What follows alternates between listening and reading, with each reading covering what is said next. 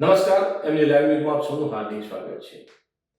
ડ્રોનથી દારૂની ભઠ્ઠીઓ પર એલસીબીનો સકંજો.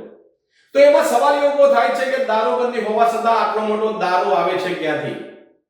મહેસાણા જિલ્લામાં દારૂના અડ્ડાઓ સામે આજે એલસીબીએ હવે ડ્રોન ટેકનોલોજીનો સહારો લીધો છે, જેમાં અલગ અલગ ટીમો બનાવી છેલ્લા 24 કલાક દરમિયાન સમગ્ર જિલ્લામાં કાર્યવાહી હાથ ધરવામાં આવી છે, જેમાં દેશી દારૂની ભઠ્ઠીઓ, વોશ અને વિદેશી દારૂ શોધી કાઢવામાં આવ્યો છે.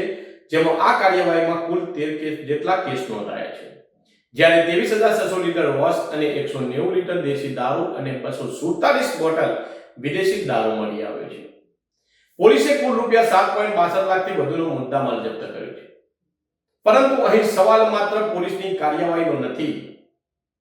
સવાલ એ છે કે ગુજરાતમાં દારૂબંધી હોવા છતાં રોજે રોજ આટલો મોટો જથ્થો ઝડપાય છે, તો આ દારૂ ગુજરાત સુધી પહોંચે છે કેવી રીતે? જો અડ્ડાઓ સામે પોલીસ સતત કાર્યવાહી કરી રહી છે, તો દારૂના ગેરકાયદેસર નેટવર્કનો મૂળ ક્યાં છે? ગુજરાતના ગૃહમંત્રી દ્વારા પણ દારૂ સામે કડક કાર્યવાહી કરવાની વાત કરવામાં આવી છે. ત્યારે હવે ધારાસભ્યો, કેબિનેટ મંત્રીઓ અને સરકાર સામે પણ સવાલ ઉભો થયો છે.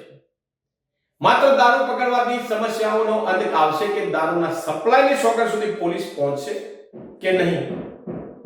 મહેસાણામાં ડ્રોનથી અડ્ડાઓ શોધાય છે, પરંતુ હવે જોવાનું એ રહેશે કે આ કાર્યવાહી કેટલા દિવસ અસરકારક રહે છે. શું આવી કાર્યવાહીથી ગુજરાતમાં દારૂના ગેરકાયદેસર વેપાર પર કાયમી અંકુશ આવશે કે પછી થોડા દિવસો બાદ ફરી એ જ દારૂના અડ્ડાઓ ધમધમતા જોવા મળશે? ગાંધીના ગુજરાતમાં દારૂબંધીનો કાયદો છે, પરંતુ તેનો સંપૂર્ણ અમલ ક્યારે થશે? આ સવાલનો જવાબ હવે માત્ર પોલીસ નહીં, પરંતુ સરકાર અને જવાબદાર તંત્રએ પણ આપવાનો. દેશ અને દુનિયાના સમાચાર જોવા માટે અમારી ચેનલ MG લાઈવ ન્યૂઝને સબસ્ક્રાઇબ કરો અને બેલ આઇકોન પર ક્લિક કરો, જેથી રોજે રોજની અપડેટ આપને મળતી રહે. સાથે જ અમારું ફેસબુક અને ઇન્સ્ટાગ્રામ પેજને પણ ફોલો કરો.